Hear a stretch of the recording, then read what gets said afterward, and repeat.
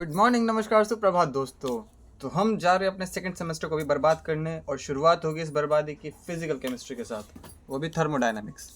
तो चलो स्टार्ट करते हैं। सबसे पहले थर्मोडायनामिक्स की कुछ बेसिक बातें कर लेते हैं। हाँ, वैसे ये जो पेपर देख रहे हो ना, ये डीओ वालों ने मुझे कुछ स्पेशली मेल किया है, क्योंकि क्या है ना, मेरे अंदर तक कनेक्शंस हैं, इसलिए वो अलग बात है। मैं इसको स्कूल से चुरा के लाया हूँ, क्योंकि स्कूल वालों को तो इसकी कुछ इज्जत है नहीं, इसलिए। खैर, जोक्स अपार्ट, बेसिक स्टार्ट करते हैं। देखो, थर्मोडायनेमिक्स का बेसिक क्या है। It deals with energy. जो थर्मोडायनेमिक्स है वो हमारी एनर्जी, वर्क और हीट के साथ डील करता है, ठीक। लाइक जो भी हमारे पे केमिकल रिएक्शंस होंगी, केमिकल या फिजिकल रिएक्शन, वो इन्हीं तीनों पैरामीटर्स के ऊपर डिपेंड करेंगी, ठीक है। देन देयर इज समथिंग, और क्या, हाँ, फिर हम बात करते हैं कुछ इंपॉर्टेंट चीज़ की, जैसे इंटेंसिव वर्सेस एक्सटेंसिव प्रॉपर्टीज़ की।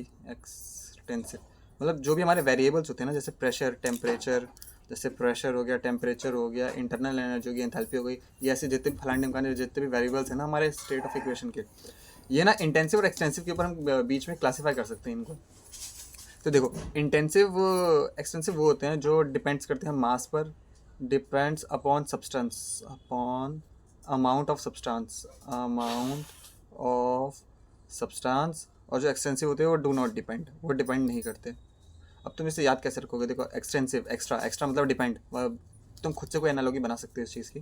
तो मोर एंड मोर बात ये है कि एक्सटेंसिव प्रॉपर्टीज जो होती है ना, वो अगर सब्सटेंस कम है तो एक्सटेंसिव प्रॉपर्टी कम होगी, और सब्सटेंस ज़्यादा है तो एक्सटेंसिव प्रॉपर्टी ज़्यादा होगी। फॉर एग्जाम्पल हम ले सकते हैं जैसे कि मास। सबसे पहले तो मास ही हो गया। अब खुद ही सोचो, 10 किलो, 10 किलो का सामान 10 किलो जितना होगा, और 5 किलो का सामान 5 किलो जितना होगा, तो मास कम हो गया, तो फिर प्रॉपर्टी कम हो गई। और जैसे वॉल्यूम, वॉल्यूम मतलब एक डिब्बा है इतना बड़ा सा, इतने बड़े डिब्बे को इसका वॉल्यूम मान लो v है, तो इसको अगर आधा आधा काट दोगे इसका, तो एक पार्ट जब हमने इसको कर दिया, सब्सटेंस को कम कर दिया, तो इसका वॉल्यूम v/2 हो गया। तो काइंड ऑफ ये भी एक्सटेंसिव प्रॉपर्टी है। और जैसे कि हमारे पे होता है एंट्रोपी, एंट्रोपी भी हमारे पे यही होती है, एक्सटेंसिव। डेल्टा एस जिसको हम कहते हैं, यानी कि रैंडमनेस। तो चीज़ें जितनी कम होगी उतनी कम रैंडम होगी, तो इसलिए एंट्रोपी को भी हम इसी में कंक्लूड कर देते हैं। और नंबर ऑफ मोल्स, ये तो ऑब्वियस है, अगर मैं कम सब्सटेंस लूँगा तो उसमें नंबर ऑफ मोल्स कम होंगे, तो ये तो ऑब्वियस है ना, ठीक है। और इंटरनल एनर्जी, जैसे डेल्टा यू, ये यू है, वी नहीं है, तो डेल्टा यू यानी कि इंटरनल एनर्जी। यानी कि अगर मैं 1 किलो गैस लूँगा तो 1 किलो गैस की इंटरनल एनर्जी कम होगी as compare to 2 kilo gas, ठीक है। इतना तो तुम दिमाग लगा ही सकते हो, आफ्टर ऑल तुमने ये सब नर्सरी क्लास में पढ़ा जो होगा। अब इंटेंसिव प्रॉपर्टीज़ की बात करते हैं, जैसे कि टेम्परेचर। अब खुद सोचो, एक डिब्बा है, इसके अंदर पानी है, पानी का टेम्परेचर मान लो 100 डिग्री सेल्सियस है, और तुमने फिर पानी को आधा आधा कर दिया, तो जो आधा पार्ट बचा उसका टेम्परेचर नापोगे तो 50 थोड़ी हो जाएगा, रहेगा तो 100 ही ना। तो जैसे वही टेम्परेचर, जैसे molar heat capacity, molar heat capacity. अब देखो, हीट कैपेसिटी के एक्सपेरिमेंट्स हमने किए। हीट कैपेसिटी मतलब कितनी एनर्जी हमें देनी पड़ेगी पानी, उस सब्सटेंस को, उसका टेम्परेचर 1 डिग्री राइज करने के लिए। बट मोलर हीट कैपेसिटी में ना हम सब्सटेंस का अमाउंट फिक्स कर देते हैं, यानी कि 1 मोल सब्सटेंस के लिए तो हमेशा कॉन्स्टेंट ही रहेगा ना, कि 1 मोल पानी को 100 डिग्री तक बढ़ाने के लिए हमें 10,000 किलो जूल की एनर्जी देनी पड़ेगी। So this thing is constant, so that's why molar heat capacity intensive property में आ जाती है। या कोई भी चीज़ जिसके आगे मोलर लग जाए ना, वो सारे के सारे इंटेंसिव हो जाते हैं। ये एक निंजा टेक्निक थी तुम्हें जो मैंने बताई, मेरी बख्शिश तैयार रखना इसी निंजा टेक्निक के लिए। और जैसे कि प्रेशर, अब एक डिब्बा है, उसके ऊपर मैं अगर यहाँ पे अगर जैसे एटमॉस्फेरिक प्रेशर है, एक डिब्बे के ऊपर एटमॉस्फेरिक प्रेशर लग रहा है 1 atm का, तो आधे डिब्बे पे भी उतने प्रेशर लगेगा ना, क्योंकि प्रेशर कांस्टेंट रहता है। और जैसे डेंसिटी, डेंसिटी यानी कि मास अपॉन वॉल्यूम। अब डेंसिटी तो वही रहेगी ना, अब मैं 100 ml पानी लूँ चाहे 1000 ml पानी लूँ, उसकी डेंसिटी तो सेम ही रहेगी, तो अमाउंट से फ़र्क नहीं पड़ रहा चीज़ों को। तो जब भी तुम्हें पता करना हो ना कि कोई प्रॉपर्टी इंटेंसिव या एक्सटेंसिव, तो बस ये सोच लो कि एक डिब्बा लिया, डिब्बे के अंदर कुछ सब्सटेंस है, और सब्सटेंस की वो प्रॉपर्टी गिवन है एक्स। अब डिब्बे को मैंने आधा कर दिया, तो कॉमन सेंस के थ्रू उसकी एक्स के साथ क्या चेंज होगा, अगर चेंज होगा तो एक्सटेंसिव, और चेंज नहीं होगा तो इंटेंसिव है। हाँ, कई बार ये इंट्यूशन फेल हो जाता है, but still it is very much reliable, तो you can trust on this and trust on me also. खैर, चलो, अब इसका एक फॉर्मूला होता है इंटेंसिव एक्सटेंसिव। एक सेकेंड दोस्तों, पेज ठीक से फोल्ड कर लूँ। कहाँ गया पेज, पेज पेज,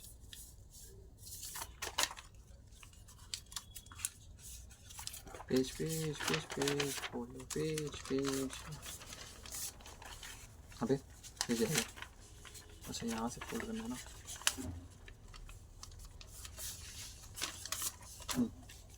ठीक है।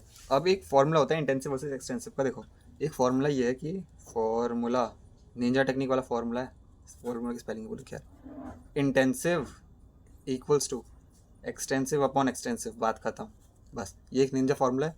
मतलब जो इंटेंसिव है ना वो दो एक्सटेंसिव प्रॉपर्टीज़ का रेशो होता है। अब जैसे कि हमने पीछे पढ़ा था क्या, मास क्या होता है, एक्सटेंसिव होता है, यानी कि वो डिपेंड करता है अमाउंट पे। जो वॉल्यूम है वो भी एक्सटेंसिव होता है, वो डिपेंड करता है वॉल्यूम पे। तो मास अपॉन वॉल्यूम ये हो गया एक्सटेंसिव अपॉन एक्सटेंसिव। तो मास अपॉन वॉल्यूम क्या होता है, डेंसिटी। और डेंसिटी क्या होती है, इंटेंसिव। अभी पीछे देखा ना, ये वॉल्यूम इंटेंसिटी डेंसिटी, समझ ही गया तुम। तो ये एक निंजा टेक्निक है। और ऐसा भी हो सकता है कि इसी निंजा टेक्निक को थोड़ा बहुत हेर फेर करो तो intensive multiply by extensive equals to extensive. ये है ना ये फॉर्मूला, इसी को हेर फेर करो, फॉर्मूला नंबर 1 हेर फेर करके बन गया फॉर्मूला नंबर 2। तो जब भी तुम ऐसी कोई चीज़ दे रखी हो ना कि बताओ ये इंटेंसिव है एक्सटेंसिव है, तो ये तुम ये दो निंजा टेक्निक वाले फॉर्मूले यूज़ करके तुम थोड़ा बहुत पता कर सकते हो। ठीक है, चलो आगे बढ़ते हैं। आगे अगला टॉपिक है hashtag state versus path function. State versus path functions. देखो जो हमारे पास कुछ फंक्शंस होते हैं, फंक्शंस यानी कि कुछ फॉर्मूला होते हैं काइंड ऑफ, उनको ना हम मेजरली दो जगह कैटेगराइज कर सकते हैं, एक तो स्टेट फंक्शन, एक पाथ फंक्शन। जो स्टेट फंक्शन होता है वो इनिशियल और फाइनल स्टेट में, सिस्टम के इनिशियल और फाइनल स्टेट पे डिपेंड करता है। ठीक है, वो पाथ पे डिपेंड करता है। जैसे कि टेम्परेचर, टेम्परेचर कहने का मतलब ये है, मेरे पे एक पानी है, पानी का कटोरा, पानी का कटोरे को मैंने उबाला आग से। अब वो आग मैंने कोयले से लगाई हो, मैंने बिजली से लगाई हो, चाहे इसके अंदर मैंने इमर्शन पानी को गर्म करने वाली रॉड डाली हो, कैसे भी करके मैंने इसका पानी गर्म किया हो, लेकिन अगर मेरा पानी 25 डिग्री से 100 डिग्री तक आ गया तो मेरा टेम्परेचर जो है 75 डिग्री का चेंज आया, delta T equals to 75 degree. तो बस ये मैटर करता है कि पानी गर्म हुआ है, तो टेम्परेचर एक स्टेट फंक्शन है। इससे फ़र्क नहीं पड़ता ये किसी भी तरीके से गर्म हुआ हो, चाहे मैं इसको लेके धूप में खड़ा रहा हूँ पूरे दिन, बट चाहे कुछ भी क्या हो, लेकिन यू कैन अंडरस्टैंड। तो स्टेट फंक्शन को हम डेल्टा से रिप्रेजेंट करते हैं, यानी कि delta T equals to T2 minus T1, यानी कि T F minus T initial, T final minus T initial. ठीक है, ये होता है हमारे state functions. And path function बिल्कुल इसके उल्टे होते हैं, जैसे कि it depends upon path taken. जैसे कि इसमें देखो दो ही चीज़ होती हैं, हीट और वर्क। हीट और वर्क जो पाथ फंक्शन है, उसके अलावा जो भी बचा कुचा कचरा कबाड़ जो मिल जाए तुम्हें, वो सब कुछ स्टेट फंक्शन है। जैसे कि delta U, delta S, delta H, delta T, जिसके आगे भी डेल्टा लग जाए वो सब है। ठीक है, मतलब बस ये मान लो कि ये दोनों तुम्हें जहाँ दिख जाए वो पाथ फंक्शन है, बाकी सब स्टेट फंक्शन है। ऐसा क्यों होता है पाथ फंक्शन, क्योंकि हम आगे जब मैक्स आगे बहुत ज़्यादा आगे जाके पढ़ेंगे, जहाँ तक मैंने भी नहीं पढ़ा अभी, तो हमें पता चलेगा कि जो वर्क होता है ना वो रिवर्सिबल कंडीशन में, रिवर्सिबल की स्पेलिंग कहते हैं REVIRSIBL में, रिवर्सिबल में अलग होता है और इरिवर्सिबल में, स्पेलिंग पे ध्यान मत दो तुम, इंट्यूशन पे ध्यान दो। रिवर्सिबल में अलग होता है और इरिवर्सिबल में अलग होता है। तो वर्क क्योंकि अलग अलग स्टेट में सेम ही वर्क है, मतलब सेम गैस के लिए सेम सब कुछ के लिए रिवर्सिबल और इरिवर्सिबल कंडीशन में अलग अलग हो जाता है, यानी वो अलग अलग पाथ को ले रहा है, तो that's why it is a path function. ठीक है, तो I think state of path function में जान लिया। तुमसे पूछेगा क्यू और डब्ल्यू स्टेट है या पाथ है, तो मतलब क्यू और डब्ल्यू जो हीट और वर्क ये पाथ फंक्शन है, बाकी सब स्टेट फंक्शन है, इतना तो तुम बता ही सकते हो। फिर हमने ये इंटेंसिव वर्सेस एक्सटेंसिव का भी कंपैरिजन कर लिया था, और ये हमने ब्रह्मास्त्र फार्मूला देख लिया था। तो ये फार्मूला ज़रूर ध्यान में रखना। चीज़ें रिवाइज करते चलो, आई थिंक तुम्हें रिवाइज हो गया होगा, दोबारा से रिवाइज करते हैं। इंटेंसिव क्या होती है, जो मास पे डिपेंड नहीं करती है। एक्सटेंसिव क्या होती है, जो मास पे डिपेंड करती है। और इसका हम पता कैसे करेंगे, हमने एक डिब्बा लिया, डिब्बे के अंदर हमने कुछ केमिकल ले लिया, उस केमिकल की हमारे पे प्रॉपर्टी गिवन दे रखी है एक्स, यानी कि टेम्परेचर, प्रेशर, हीट कैपेसिटी जो भी है, और हमने फिर डिब्बे को आधा कर दिया। तो डिब्बे को आधा करने पे हमें क्या पता चला, अगर उसकी प्रॉपर्टी आधी हो गई तो वो, अगर उसकी प्रॉपर्टी आधी हो गई तो वो एक्सटेंसिव है, और अगर प्रॉपर्टी आधी नहीं हुई तो वो इंटेंसिव है। सिंपल। अगली प्रॉपर्टी क्या है, हाँ, तो let's back to the topic. और एक चीज़ और रिवाइज करना था कि जो इंटेंसिव, लाइक किसी भी चीज़ में अगर ऐसा फील हो रहा हो सुन के कि that properties for specific amount of thing, like molar हो गया या स्पेसिफिक हो गया, so all of these terms they all comes under intensive properties as, बस क्योंकि वो एक स्पेसिफिक चीज़ के लिए होती है। जैसे कि वाटर के लिए होता है, वाटर की जो हीट कैपेसिटी है, मोलर हीट कैपेसिटी वो होती है 1 कैलोरी पर डिग्री सेल्सियस पर डिग्री सेल्सियस पर मोल, यानी कि एक एक्चुअली 18 होती है वो, हाँ ठीक है 18 होती है। मतलब वाटर के 1 मोल ऑफ वाटर को 1 डिग्री सेल्सियस टेम्परेचर राइज करने के लिए 18 कैलोरीज चाहिए। तो ये चेंज थोड़ी होगा। अब चाहे मैं 100 ग्राम ऑफ वाटर ले लूँ, चाहे मैं 18 ग्राम ऑफ वाटर ले लूँ, सबके लिए वैल्यू सेम रहेगी। जस्ट लाइक मोलर मास यानी कि अगर NaOH का मोलर मास मेरा 40 ग्राम पर मोल है, तो ज़रूरी तो अगर मैं 10 ग्राम NaOH लूँ, चाहे मैं 100 ग्राम NaOH लूँ, इन दोनों का मोलर मास तो सेम ही रहेगा ना, 40 ग्राम पर मोल। सो आई होप तुम लोग समझ चुके होंगे। देन हमने state function versus path function कर लिया था कि हीट और वर्क डन जो है वो पाथ फंक्शंस होते हैं, एंड बाकी इनके बचे हुए बाकी जितने भी आलतू फालतू के कचरे बचे हुए वो सारे स्टेट फंक्शन होते हैं। Let's move to the next about system के ऊपर थोड़ा मूव करते हैं। Where is the system? देखो सिस्टम वो होता है यूनिवर्स। लाइक ये मेरे पे पूरा जो मेरा रूम है पूरा, वो मेरा पूरा यूनिवर्स है, और जिस एक फ्लास्क के अंदर मैं एक्सपेरिमेंट कर रहा हूँ वो मेरा सिस्टम है। System is nothing but observing part of the universe. और यूनिवर्स में से सिस्टम को हटा दो, सिस्टम ये नेगेटिव का साइन है, तो तुम्हारे पे जो बच जाएगा वो सराउंडिंग है। यानी कि सिस्टम को छोड़कर जो कुछ भी बचा वो सब सराउंडिंग्स है। यानी कि जैसे कि हम थर्मस फ्लास्क के अंदर वो पानी को गर्म करने वाला एक्सपेरिमेंट करते हैं, तो इसके अंदर जो पानी है वो सिस्टम है, मेरा ये पूरा सिस्टम है, एंड इसके बाहर जो भी हवा हो गई, जो भी हवा पानी जो भी है वो सारा सराउंडिंग है। So that is just system. And systems are of 3 types, I hope पता होगा। एक होता है क्या, आइसोलेटेड सिस्टम, आइसोलेटेड जिसको हम एडियाबैटिक भी कहते हैं, आई थिंक एडियाबैटिक, हाँ एडियाबैटिक। देन है ओपन, देन है क्लोज्ड। क्लोज्ड का मतलब क्या है, डिब्बा बंद है लेकिन हीट ट्रांसफ़र हो सकती है, यानी कि Q is not equals to zero, heat transfer हो सकती है। जो मास है यानी कि वॉल्यूम, वो equals to zero, mass change नहीं हो क्योंकि डिब्बा बंद है, so volume change equals to zero. जो ओपन सिस्टम होता है वो लाइक ओपन बीकर है जिसके अंदर चाय उबाल रहे हम, काइंड ऑफ ऐसा हो गया। तो इसमें हीट भी ट्रांसफ़र हो सकती है, यानी कि जो डेल्टा जो हीट ट्रांसफ़र है वो नॉट इक्वल्स टू ज़ीरो है, और जो वॉल्यूम है वो नॉट इक्वल्स टू ज़ीरो है। अगर वॉल्यूम इक्वल्स टू ज़ीरो हो जाता है मतलब मास जो है वो ट्रांसफ़र नहीं हो रहा, just like in this case. But यहाँ पे मास ट्रांसफ़र हो रहा है, जो पानी के वेपर्स बनते हैं वो उड़ के जा सकते हैं। And same with adiabatic system. Adiabatic system में हीट भी ज़ीरो होती है, मास भी ज़ीरो होता है, और वर्क डन भी ज़ीरो होता है। कहने का मतलब ये एकदम आइसोलेटेड वॉल्स है। एडियाबैटिक सिस्टम यानी कि सब कुछ आइसोलेशन में है। तो एक हाँ, तो एडियाबैटिक सिस्टम में जो है ना, मतलब काइंड ऑफ वो एकदम टोटल आइसोलेट हो जाता है। Adiabatic system and isolated system, like नाम से पता चले तो टोटल आइसोलेटेड है। ना हीट ट्रांसफ़र होगा, ना वॉल्यूम, ना मास का ट्रांसफ़र होगा। और ओपन में दोनों ट्रांसफ़र हो जाते हैं, और क्लोज में मास ट्रांसफ़र नहीं होता लेकिन हीट ट्रांसफ़र हो जाता है। So it is it, I think. ठीक है, हमने बहुत सारे बेसिक्स पढ़े थर्मोकेमिस्ट्री के बारे में। Now let's move some maths. इस पेज को छोड़ दूँ क्या? छोड़ दूँ? नहीं छोड़ता। थोड़ी बहुत मैथ्स करते हैं, बिकॉज थर्मोडाइनमिक्स करने के लिए थोड़ी बहुत मैथ्स आनी चाहिए। मैथ्स का हमारा सबसे पहला टॉपिक है वो है एग्जैक्ट वर्सेस इनएग्जैक्ट डिफरेंशियल। एग्जैक्ट और इनएग्जैक्ट डिफरेंशियल।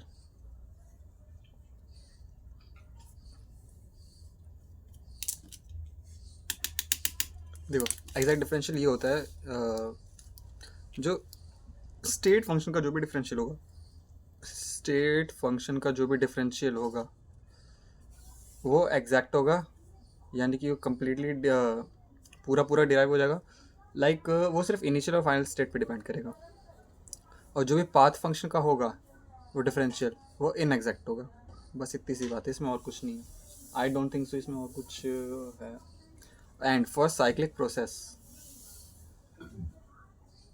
यानी कि मान लो हमारा सिस्टम पहले यहाँ पे था, फिर वहाँ से यहाँ पे आया, फिर यहाँ से यहाँ आया, फिर वापस यहाँ पे आ गया। तो ये जो साइक्लिक प्रोसेस हुआ ना, इस साइक्लिक प्रोसेस के अंदर जो मेरी टोटल, जैसे कि डी ऑफ यू जिसकी इंटरनल एनर्जी है, ये D you change in internal energy, ये मेरा एक एग्जैक्ट डिफरेंशियल है।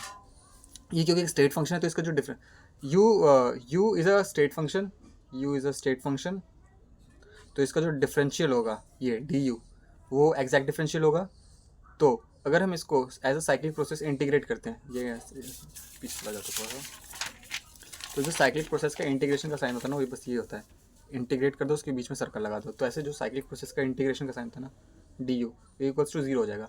कहने का मतलब ये है इनिशियल माइनस फाइनल स्टेट होता है ना, क्योंकि स्टेट फंक्शन है। तो स्टेट फंक्शन का मतलब क्या होता है, मतलब डी यू को इंटीग्रेट करूँगा तो डेल्टा यू आएगा ना, समझिए।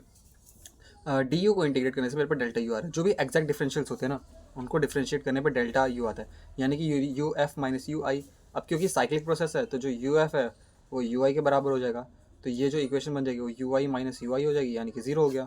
यानी कि जो मेरी फाइनल स्टेट थी, फाइनल स्टेट यहाँ पे पहुंचा, वो इनिशियल स्टेट के बराबर है। तो टोटल इंटरनल एनर्जी में कितना चेंज हुआ? जीरो, चेंज ही नहीं हुआ, क्योंकि साइक्लिक प्रोसेस है ना। तो ये होगा एग्जैक्ट डिफरेंशियल का काम। बट इन एग्जैक्ट डिफरेंशियल में ऐसा नहीं होता। इन एग्जैक्ट यानी कि I think it is D Q. इसको ऐसे रिप्रेजेंट करते हैं, पता नहीं कैसे करते हैं, बट मैं तो ऐसे करता हूँ रिप्रेजेंट, ठीक है। तो जब हम इसका साइक्लिक इंटीग्रेशन करते हैं ना, कैसे बनाते हैं, वो जीरो के इक्वल नहीं आता। यानी कहने का मतलब ये है, जो मेरा सिस्टम की हीट थी वो पहले यहाँ थी, फिर यहाँ से यहाँ आई, फिर यहाँ से आई, फिर यहाँ से वापस यहाँ चली गई, इनिशियल स्टेट पे आ गई। बट यहाँ पे आने के बाद भी जब हम साइक्लिक इंटीग्रेशन करते हैं तो वो जीरो के इक्वल नहीं आता। तो बस ये इतनी सी बात है। आई थिंक इसका ज़्यादा कुछ खास मेजर रोल नहीं है, but still you must have to know. अब आते हैं इंपॉर्टेंट मैथमेटिकल कंसेप्ट्स जो सच में इंपॉर्टेंट है, जैसे कि हैशटैग डेरिवेटिव्स। हमें डेरिवेटिव्स के बारे में बहुत कुछ पता होना चाहिए, इसके बिना हमारा काम नहीं चलेगा, क्योंकि पूरी थर्मोडायनेमिक्स मैथ्स और डेरिवेटिव्स और डिफरेंशियल्स के ऊपर डिपेंड करता है। देखो डेरिवेटिव्स हमारे पे ना दो टाइप के हैं। एक होते हैं पार्शियल डेरिवेटिव, जिनको मिक्स्ड भी कहते हैं, आई थिंक नाम पे मजा पार्शियल होते हैं, और एक होते हैं टोटल डेरिवेटिव्स। टोटल, सबसे पहले जो है ना हम टोटल की बात करते हैं। देखो टोटल क्या है, y equals to F X है, तो D Y by D X क्या होगा, एफ डैश एक्स होगा, ख़त्म। एग्जाम्पल के लिए y equals to X square है, तो D Y by D X कितना होगा? तुमने थोड़ा बहुत याद होगा तो एक पावर आगे एक पावर कम, ऊपर की पावर नीचे और एक पावर कम, तो ये आ जाएगा 2x की पावर 1, यानी कि 2x हो जाएगा, ठीक है। तो इसको हम D Y by D X, इसको हम डी से डिनोट करते हैं, डी डी डी याद रखना, टोटल डेरिवेटिव्स को डी से डिनोट करते हैं। एंड ये सिंपल ऐसे ही है, यानी कि जब मेरा जो फंक्शन है ना वो सिर्फ एक ही वेरिएबल, जो मेरा फंक्शन है एफ एक्स, एफ वो सिर्फ एक ही वेरिएबल एक्स पे डिपेंड करता है, तो वो टोटल डेरिवेटिव यानी कि कंप्लीट डेरिवेटिव है, ठीक है। अब जो अगली हमारे पे नई चीज़ आती है ना इस चैप्टर के अंदर, वो आता है पार्शियल डेरिवेटिव्स। पार्शियल डेरिवेटिव्स, ठीक है। और ये तब होते हैं ना, पार्शियल डेरिवेटिव्स तब होते हैं when F x, when F depends on more than one variables, on more than one variables। यानी कि जो मेरा एफ होगा ना वो डिपेंड करेगा एक्स पे और वाई पे, यानी कि z equals to F Y Z, ऐसा कुछ बनता है। यानी कि जो मेरा z फंक्शन था वो अब एफ एक्स पे भी डिपेंड करता है, वाई पे भी डिपेंड करता है। तो अब इसको डेरिवेटिव कैसे लें? इसको डिफरेंशिएट तो करना पड़ेगा, क्योंकि हमें रेट ऑफ चेंज निकालना है इस फंक्शन का। तो डिफरेंशिएट करने का इसका देखो एक तरीका, डिफरेंशिएट करने का तरीका क्या है, take one const then differentiate other, और यही रूल है। जैसे कि y equals to F of X comma Z, तो ये मेरा एक y फंक्शन है, ये मेरा y जो है वो x और z पे डिपेंड करता है। तो इसको पूरे को जब मैं डेराइव करूँगा dy, तो वो किसके इक्वल आएगा? और जो हाँ पार्शियल डेरिवेटिव्स को हम डेल से डिनोट करते हैं, डेल से, मतलब ये काइंड ऑफ ऐसा सिंबल हो गया डेल जैसा, तुम समझ रहे हो। और जो टोटल डेरिवेटिव है वो d होता है, तो इन दोनों में फ़र्क तुम समझ रहे हो, आई होप समझ जाना। तो जो dy है ना, जो टोटल डेरिवेटिव, जो y टोटल डेरिवेटिव है, वो करेगा del y by del X at constant z, constant को हम यहाँ पे रखते हैं। तो डेल y यानी कि partial y depends on partial change in y depends on partial change in x eight constant z, plus partial change in y upon partial change in z at constant x। तो simple सा बस ऐसे ही खोल देना होता है, इसको ऐसे ही ओपन करना होता है। कहने का अर्थ ये है, y को y लिखो और अंदर जो भी वेरिएबल है ना उसको इसको एक बार डेल नीचे रख दो, फिर दूसरी बार इसको नीचे रख दो, और जब पहले वाले को नीचे रख रहे हो तो दूसरे वाले को कांस्टेंट रख दो, जब दूसरे वाले को नीचे रख रहे हो तो पहले वाले को कांस्टेंट रख दो, और जो मेन वेरिएबल है वो पार्शियली चेंज होगा हर एक के साथ। तो ये एक जनरल फॉर्मेट है, सारे फंक्शंस ऐसे ही खुलते हैं, ठीक है। So these are partial derivatives, and ये पार्शियल डेरिवेटिव्स के बारे में बताना जरूरत है, क्योंकि आगे बहुत ज़्यादा काम आएगा। अब एक गोल्डन रूल बताता हूँ तुम्हें, गोल्डन फार्मूला, मैथ्स का नहीं है, थर्मोकेमिस्ट्री का है, बट याद रखना। जो U होता है ना, इंटरनल एनर्जी, वो फंक्शन होता है टेम्परेचर और वॉल्यूम का, और जो हमारी एंथैल्पी होती है वो फंक्शन होती है टेम्परेचर एंड प्रेशर का। अब पता कैसे चलेगा? मतलब कहने का अर्थ ये है कि जो U है और V है वो आपस में कनेक्टेड है, और जो H है और P है वो आपस में कनेक्टेड है, यानी कि जहाँ कहीं भी H आएगा वहाँ पे P ज़रूर आएगा, और जहाँ कहीं भी U आएगा वहाँ पे V ज़रूर आएगा। तो इन दोनों में रिलेशन है काइंड ऑफ, ठीक है। अब ऐसा याद कैसे करके देखो, एंथैल्पी नाम सुनते ऐसा लग रहा है कितना मतलब हैवी वर्ड है, enthalpy rough tough, and pressure भी again rough tough enthalpy like you know, तो दोनों रफ एक साथ हो गए और दोनों सॉफ्ट एक साथ हो गए। या ये भी तो समझ लो यू और वी, यू वी एक साथ आते हैं, बस यू वी आ गया, बात खत्म। फालतू में इतना गलत एनालॉजी तो सही है। खैर एनालॉजी को छोड़ते हैं, डिपेंड बस, हाँ बस ये मान लो कि यू और वी आपस में कनेक्टेड है, एच और पी आपस में कनेक्टेड है और दोनों टेम्परेचर के फंक्शन, ठीक है। तो जो इंटरनल एनर्जी वो डिपेंड करता है टेम्परेचर पे और वॉल्यूम पे, यानी कि किसी सिस्टम की इंटरनल एनर्जी डिपेंड करेगी उस सिस्टम के टेम्परेचर पे और उस सिस्टम के वॉल्यूम के ऊपर। ठीक है ठीक है ठीक है, एक एग्जांपल देके देखता हूँ पार्शियल डेरिवेटिव्स का। जैसे कि u equals to function of, जो हमारी इंटरनल एनर्जी है वो फंक्शन है टेम्परेचर और वॉल्यूम का, ठीक है। तो इसको डिफ्रेंशिएट करेंगे, डिफरेंशिएट क्या करेंगे, तो डी यू, क्योंकि डी एक एग्जैक्ट डिफरेंशियल है तो उसके साथ डी आएगा हमेशा, D U equals to del U upon में del T at constant V plus, oh sorry एक चीज़ बताना भूल गया पीछे, जैसे कॉन्स्टेंट जेड है ना इसके साथ ये भी आता है, ये जो डेल एक्स है ना डी एक्स इसके साथ लगा दो, और जो डेल जेड है ना तो डी जेड यहाँ पे लगा दो, ठीक है। तो ये पूरी फॉर्म बनती है, यानी कि एक बार x को नीचे लो डेल के साथ, एक बार दूसरे वेरिएबल को नीचे लो डेल के साथ, फिर इसको मल्टीप्लाई कर दो d से, फिर इसको यहाँ पे ऐसे, फिर यू नो कॉमन पैटर्न तुम समझ रहे हो क्या कहना चाह रहा हूँ। तो ये जो डी यू बनेगा वो बनेगा डेल यू, यानी कि इसका partial change in U with respect to partial change in temperature, multiply by total change in temperature plus del U by del V at constant T multiply by D V. तो ये समझ लो ना, जो यहाँ पे डेल के साथ आएगा वो यहाँ पे मल्टीप्लाई में आएगा, ये दोनों सेम रहेंगे, और यहाँ पे वो दूसरा वेरिएबल रहेगा जो यहाँ पे नहीं है, और ऊपर तो मेन वेरिएबल रहेगा ही रहेगा। तो इस तरह हम निकालते हैं कि जो हमारी इंटरनल एनर्जी है वो ओवरऑल कैसे चेंज करेगी। तो ये वो फाइनल इक्वेशन जो मैं बताती है। सो आई होप तुम्हें partial derivatives and total derivatives के बीच का फ़र्क समझ आ चुका होगा, ठीक है। नाउ